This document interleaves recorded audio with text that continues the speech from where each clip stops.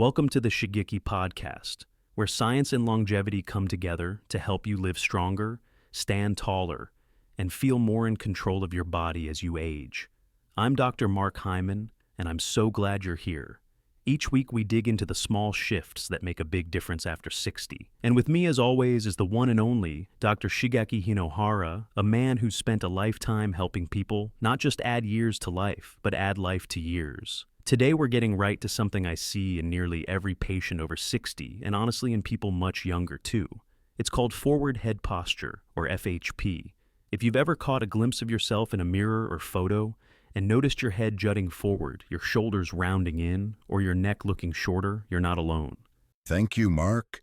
It's always an honor to speak with our listeners. And I want to be clear, this isn't just about appearance. FHP is not a cosmetic issue. It's a postural aging pattern that affects your nervous system, your heart, your breathing, and even your balance. When your head shifts forward, it's not just your spine that pays the price. Your brain, your lungs, your mood, and your energy all begin to suffer. And the good news is you can reverse it gently, gradually, and safely, right from your own home. In today's episode, we'll show you exactly how to identify forward head posture, why it's happening to your body, and most importantly, how to correct it using a 4-minute daily ritual. No fancy equipment, no chiropractor visits, and no pain required. That's right, just 4 minutes a day. Simple movements, real science, and a long-term impact on how you move, breathe, and think. This is one of the easiest, most powerful habits to start after 60. So if you or someone you care about spends a lot of time sitting, looking down at a phone, or feeling tight in the neck and shoulders, this episode is for you. Subscribe and share it now. Let's help more people stand tall and feel strong at every age. Let's take a moment to really understand what forward head posture, or FHP, actually looks like and why it matters. Picture this: instead of your head sitting directly over your shoulders, your chin juts forward, your neck rounds your shoulders, slump inward, and your upper back starts to curve. It may start as something subtle, maybe from years of looking down at books, phones, or slouching in a chair, but over time it becomes your default position. And the numbers don't lie. Studies show that up to 66% of adults over the age of 60 develop some degree of FHP. And while many people dismiss it as just bad posture, it's linked to a whole range of deeper health concerns: reduced lung capacity, increased fall risk, and even cognitive decline. One study even showed that in certain forward-leaning head positions, blood flow to the brain drops by up to 30%. That's not just posture, that's your brain on the line. Exactly, Shigeaki. And it's important we understand what's really going on inside the body. When the head shifts forward even just a few inches, the load on the neck multiplies. Instead of your head weighing 10 to 12 pounds, your spine feels more like it's carrying 30 to 40 pounds. That's a huge mechanical strain every hour of the day. What happens next is a muscle imbalance. The deep flexor muscles in the front of your neck become weak and underused, while the muscles at the back, especially the upper trapezius and suboccipitals, become tight, stiff, and inflamed. That tightness then restricts circulation. The vertebral arteries, which run through your cervical spine and supply blood to the brain, get slightly compressed. Over time, this can result in headaches, dizziness, blurred vision, and that awful feeling of brain fog or loss of balance that many seniors describe. And the scary part is most people don't even realize it's happening. They think the fatigue, the poor concentration, or the stiff neck is just normal aging. But it's not. It's posture, and it's fixable. The long-term effects are even more serious. When FHP becomes chronic, it leads to reduced oxygen to the brain, which contributes to memory problems, slower thinking, and even emotional flatness. It also limits your ability to rotate your head, which makes daily tasks like backing out of a driveway or walking safely in a crowd much harder. And let's not forget the emotional toll. People with poor posture tend to carry themselves with less confidence, less energy, and more internal stress. So the big takeaway here is FHP is not just about how you look, it's about how you function. And fortunately, we're not powerless. That's why today's episode isn't just a warning, it's a roadmap. Our goal is threefold: awareness, correction, and recovery. We're going to help you recognize if this posture is affecting you, guide you through small daily changes to correct it, and give you a simple 4-minute daily ritual that over time can help you stand taller, breathe easier, and reclaim your natural posture. No equipment, no gym, no pressure, just 4 minutes every day. And remember, it's never too late. The body is amazingly adaptive, and even in your 60s, 70s, or beyond, you can restore alignment, confidence, and comfort. So, don't give up. The next step is simple, and we're going to walk you through it one movement at a time. Let's begin with the first and most foundational part of this posture reset, what we call the neck reset.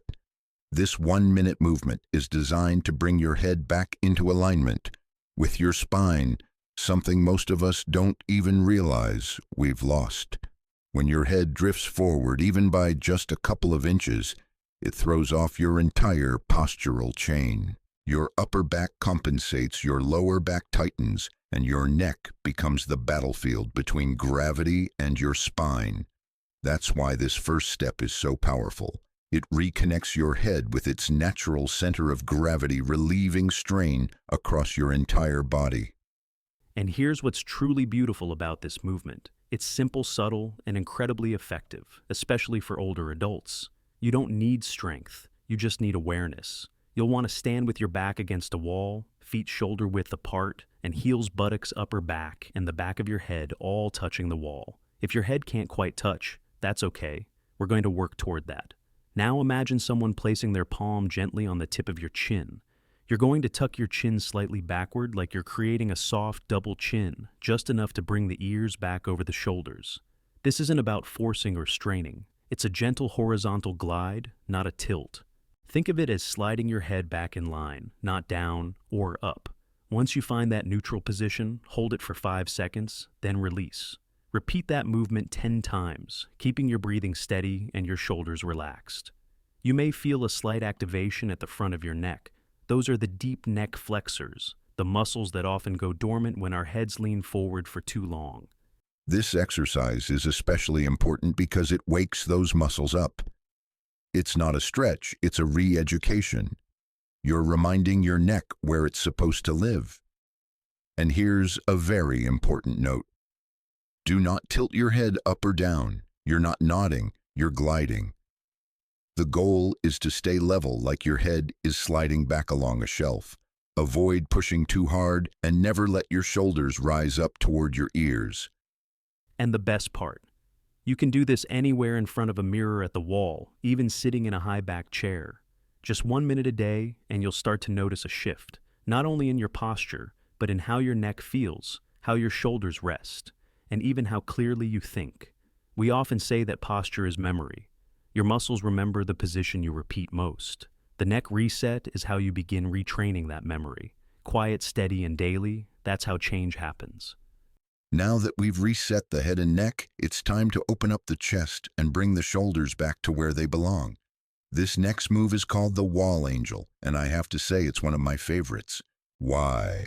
Because it feels amazing and it directly counters one of the biggest postural problems we face as we age: the collapsing of the chest and the rounding of the shoulders.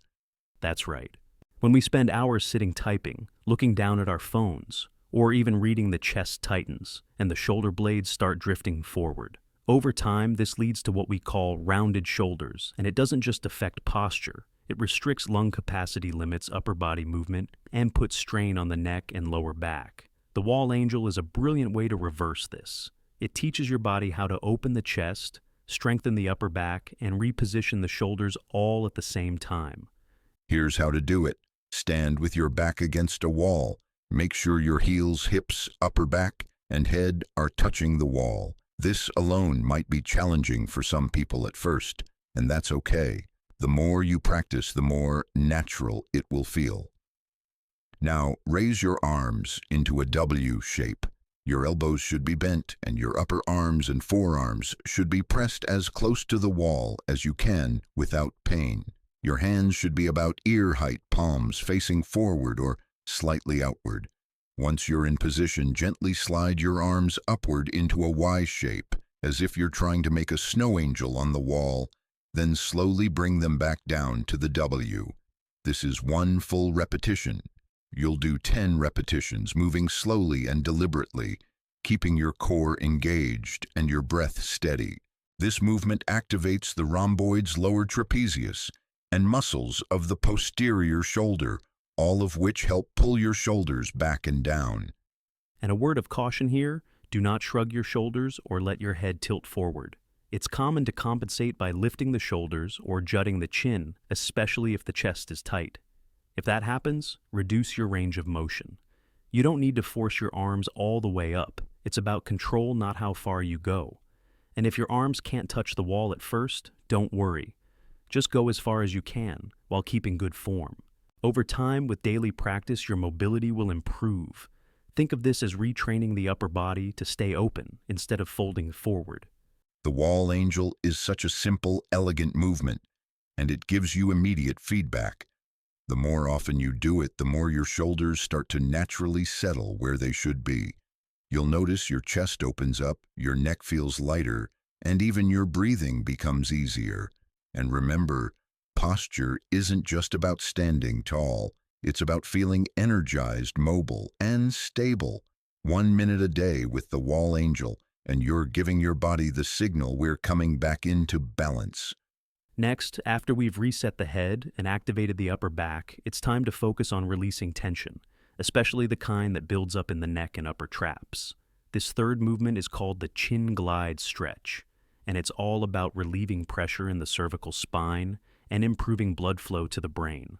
Many people over 60, and I see this almost daily, carry a great deal of hidden stress and tightness in the back of the neck, just beneath the skull. It's where tension lives after hours of sitting poor posture, or even just the habit of looking down at screens. This tightness can compress important blood vessels and nerves, leading to headaches, brain fog, dizziness, and sleep problems. That's why this stretch is so essential. We're not just stretching the muscles, we're creating space where nerves and blood vessels have been compressed. And as Dr. Hinohara said, that space is crucial for better oxygen delivery, nerve signaling, and cognitive clarity. Here's how to do it. First, sit upright in a sturdy chair. Make sure your spine is straight, shoulders relaxed. Place 2 fingers gently on your chin, and just like we did in the neck reset, gently glide your chin straight back as if trying to make a subtle double chin. Don't look down, keep your gaze forward and level. As you glide your chin back, you'll feel a gentle stretch along the base of your skull and down your neck. Hold this position for about 10 seconds, breathing slowly. This is not a forceful stretch, it's a repositioning. Imagine you're making space between your vertebrae, releasing the tension at each level. After holding, slowly return to neutral and prepare for the second part. Now we move into the multi-directional stretch. From your upright seated position, gently tilt your head to the left, bringing your left ear toward your left shoulder, only as far as it feels comfortable. Hold for 5 seconds. Come back to center, then tilt to the right. Again, hold for 5 seconds. Return to center. Next, tilt your chin gently down toward your chest, feeling the back of your neck stretch. Hold again for 5 seconds. Then tilt your head very slightly back, but only if there's no dizziness or pinching. This part is optional, especially for seniors with neck arthritis. This sequence back glide and 4-way neck stretch takes about 1 minute, but the effect can be immediate, like reduced neck tightness, a feeling of clarity, and even better balance when you stand up. And here's our safety reminder: never twist or whip your neck around, especially if you're over 60. No sudden turns. Keep everything slow, smooth, and within your comfort range. You're retraining your neck to relax, not shocking it into submission. This gentle practice done daily not only restores mobility to the neck, but also stimulates blood flow to the brain, which is essential for cognitive health after 60. If you've ever woken up with a stiff neck or felt foggy after reading too long, this stretch is for you. 1 minute once a day, and your brain and body will thank you. Okay, we've realigned, the head opened the chest, stretched the neck. Now it's time to finish this 4-minute posture ritual by connecting everything together through something incredibly simple yet powerful: your breath. You see, breathing isn't just automatic, it's also postural. The way you breathe either reinforces good posture or pulls you further into dysfunction. And as we age, shallow breathing becomes more common, especially when the chest is tight or the diaphragm isn't moving freely. That's where this final step, deep conscious breathing, comes in. In Japanese traditional medicine and modern science alike, the breath is seen as a bridge, a link between your body and your nervous system. When your posture collapses, your breath becomes shallow. When your breath becomes shallow, your nervous system stays on edge. The body feels like it's constantly under stress, even when it's not. That's why we must restore the rhythm. And here's how to do it. Sit or stand tall, whichever feels more comfortable, with your spine lengthened and your shoulders relaxed. Place one hand gently on your chest and the other on your belly. This helps bring awareness to where your breath is actually moving. Now inhale slowly through your nose for a count of 4 seconds. As you do, try to expand your belly, not your chest. You want the lower hand to rise more than the upper hand. This indicates that you're breathing from your diaphragm, not just your chest muscles. Once you've inhaled, gently hold your breath for a count of 2 seconds. This allows your body to fully absorb the oxygen. Then exhale slowly through your mouth for 6 seconds, letting your belly soften and your shoulders remain low. You should repeat this 5 to 6 times, and you'll notice something surprising. Not only does your breathing slow down, your entire body starts to release tension. You'll feel it in your neck, in your upper back, even in your jaw. And more importantly, this type of breathing signals your autonomic nervous system to shift into a calmer, more balanced state. This is essential after posture work because it helps lock in the benefits. It tells your brain, we're safe now, we can rest, we're back in alignment. And here's something else: this breathing practice also improves your balance and mental clarity, especially after 60. When your nervous system is calm, your muscles stop overreacting. You move with more precision and your thoughts become sharper. A quick note of caution for you: don't shrug your shoulders when you breathe. If you notice your upper chest rising and falling while your belly stays still, pause and reset. That's chest breathing, not what we want here. Exactly. Breathe slowly, breathe deeply, and let that breath reconnect you to your posture, your presence, and your peace. So that's it, the final minute of your 4-minute ritual. Neck reset, chest, open spine, stretched, and breath restored. A complete loop, a daily anchor. And it only takes 4 minutes, but it can change the way you feel for the rest of your life. We have talked about 4 minutes recovery rituals. Go to the last part. Let's be absolutely clear. Forward head posture is not just something that happens with age. It's not inevitable and it's not untouchable. It's a signal from your body that something needs attention and that you can fix it. What we've shown you today is a 4-minute ritual that isn't complicated, expensive, or painful, but it's profoundly powerful. Just 4 minutes a day, and you can begin to reclaim a more upright, stable, confident posture. You'll start to walk taller, your head will feel lighter, and you'll notice you can breathe more deeply, think more clearly, and move through your day with ease instead of tension. Yes, and here's my advice. Make this practice part of your morning rhythm. Do it right after you splash your face with water and before you reach for your phone or open a screen. Why?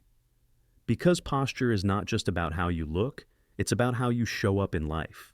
When your posture improves, your presence improves. You move through the world with more clarity, more strength, and more peace of mind. And don't forget, the body learns through repetition. One good movement done daily can rewrite years of tension. Even after 60, 70, 80 years old, your spine still listens. Your muscles still adapt. It's never too late. So if you or someone you care about walks with their head tilted down, stares at their phone too long, or just feels stiff and foggy in the mornings, please share this episode with them today. And we'd love to hear from you. Which of the 4 posture resets helped you feel the biggest change? Drop a comment below. Your experience might just inspire someone else to take that first step. Don't forget to like, subscribe, and stay with us for the next episode of the Shigeaki podcast. Until then, stand tall, breathe deep, and take care.